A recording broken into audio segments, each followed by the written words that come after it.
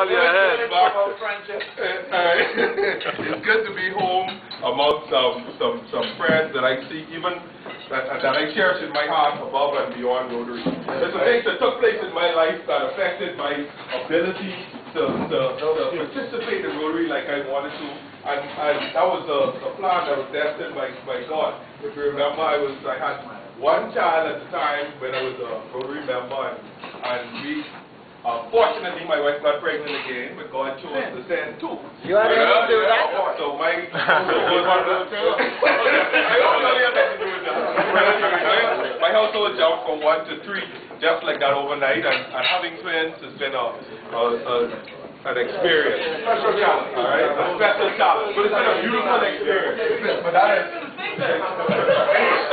I have to clear the air, all right, as to why I don't want you all to think that I bow out to very much.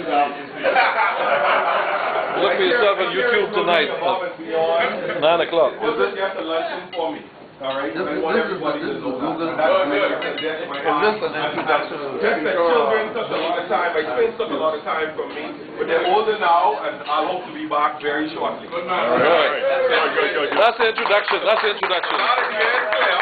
All right, I'll introduce our guest speaker, Mr. Marcos Laing, all right, who is also a junior partner in my firm. All right, Marcos is an architect. He's not, and his discussions here today is going to be in relation to something which I thought was very interesting and took a lot of kahunas. 2 years ago, Marcos decided to launch a magazine called In.Situarch, which was sort of a tribute to architecture here in the Bahamas and the Caribbean. Why I said I thought it took a lot of gumption to do this was during the economic decline when the whole world was going through this Great Depression, I mean, which we're still feeling, but to launch a magazine which requires, its sustainability based on art, I thought might have been a little bit mistiming, but he was very committed to what he wanted to do, and I must say that he was successful in his venture. I feel so far.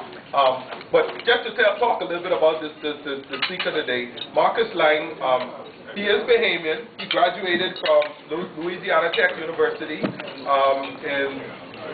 in the United States with a Bachelor's of Architecture in 2005. Previous to that, he also was a native in that he had attended the College of the Bahamas, where he got an Associate of Arts degree in architecture. Some of his work experience has been, he worked at a company called the Beck Group out of Atlanta, Georgia. For the period 2005-2006, I was postgraduate, and he's been with our firm from 2006 to the present. Like I said, he's a junior partner in the firm, a very bright, very talented young man who is allowing our firm to grow in the right direction, I feel, all right, especially when you look at the sustainability that we would like to see come from our vision. Sorry? You got to speak to that. He does like shit. But I don't think he like Christine O'Donnell. I don't know that he's not any blood. He's a witch or a warlock or none of that, right? But he can speak to that. He also is lead educated, lead certified, educated out of Atlanta, Georgia, and some of his other experience was he participated in CAD tutoring, some building surveying, and post-occupancy evaluations during his time at Louisiana Tech. Anyway, for the rest of that, I'll turn the mic over to Marcos now, and you take it from here.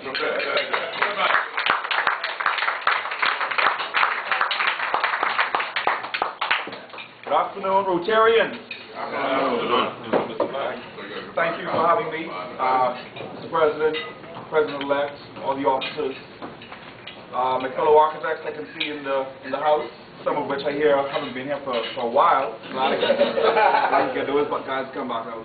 One thing Carlos didn't mention is that I had I guess you could say, the pleasure of also serving on the police force for 4 years. So I had to take a break, save some money, and then go back to school.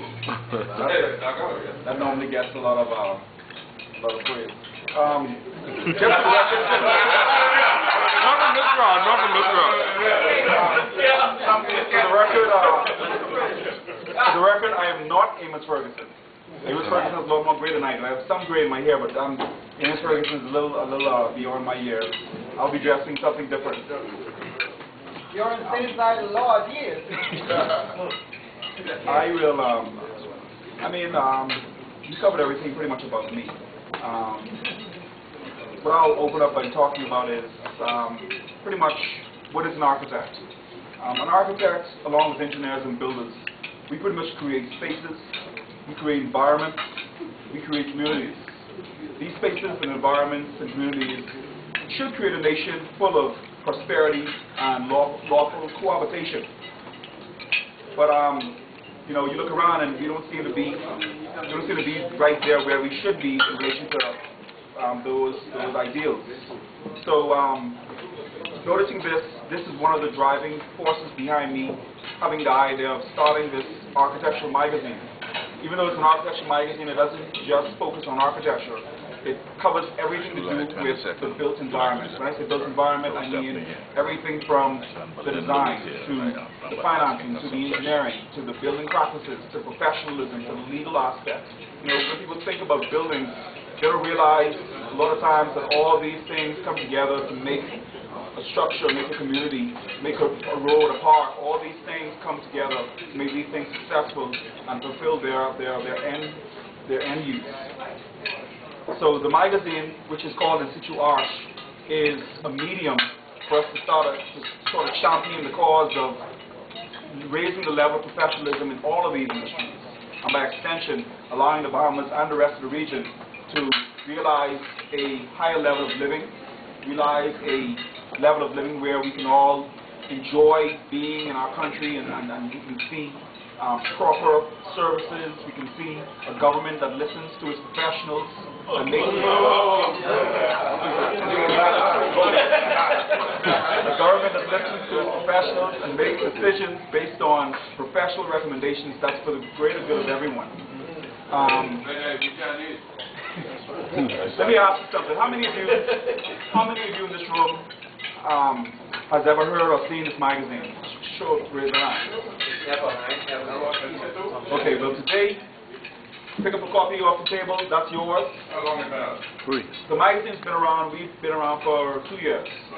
2 years thus far. No, we've been out there, I'm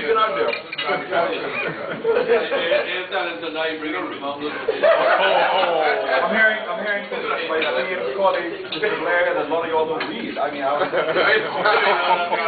You like pictures though, you can look at pictures. I know why he's on the club. All right, the magazine, at present, the magazine is completely produced here. The only thing that isn't done here is the printing.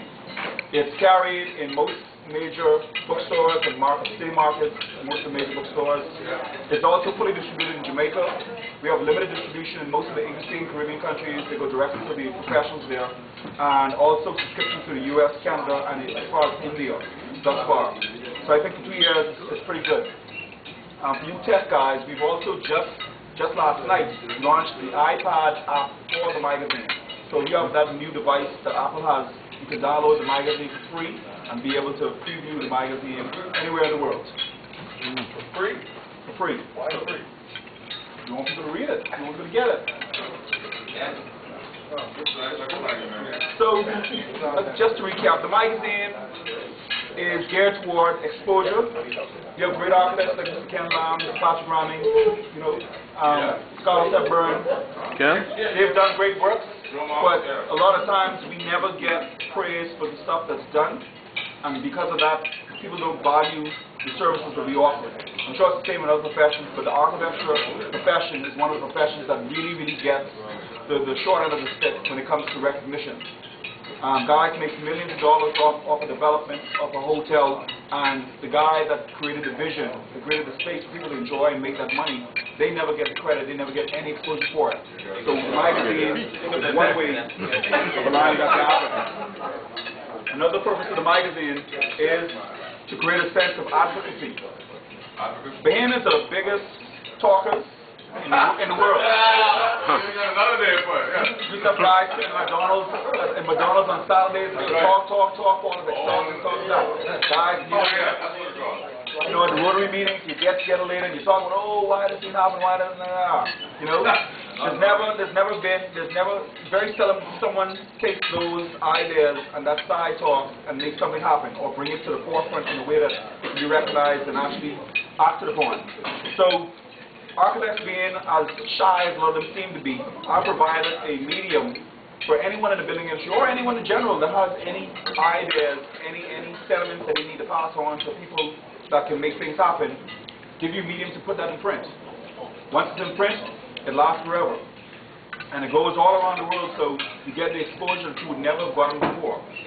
Lastly, the magazine is a core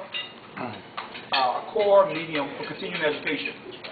One of my big peeves, not only in the Bahamas but in the rest of the Caribbean, is that a lot of professionals, they get to a point where they're licensed, and that's the end of it.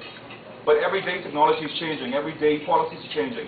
So there has to be a means where someone can continually be educated as to what's new. You know, better ways of doing things, better ways of doing something we can save your clients money, pass it on to the consumer.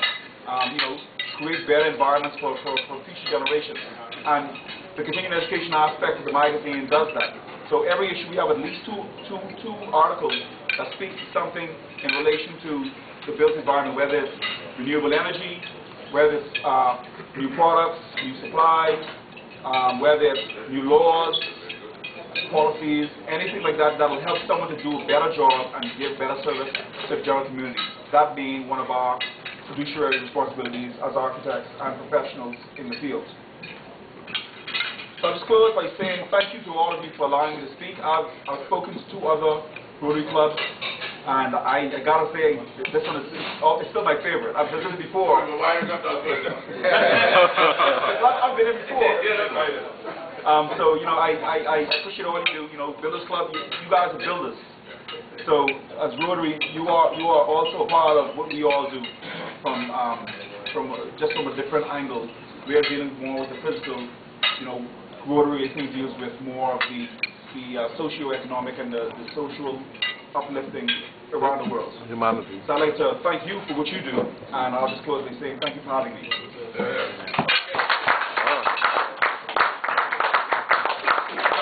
Just to show you a few questions for our guest speaker. I'm going to open up the floor now. Questions. I see a lot of architects in here. So I'll open up. Questions? I'll start up with Vice President Charles. Like, what is the difference between an architect and an architect? Depends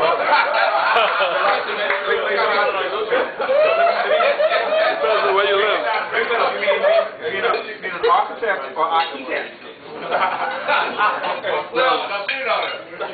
Well, the architect, he does architecture. Okay. But That probably been brought from the art side. That's what they call it, architect. okay, Vice President Patton. Mr. Laing,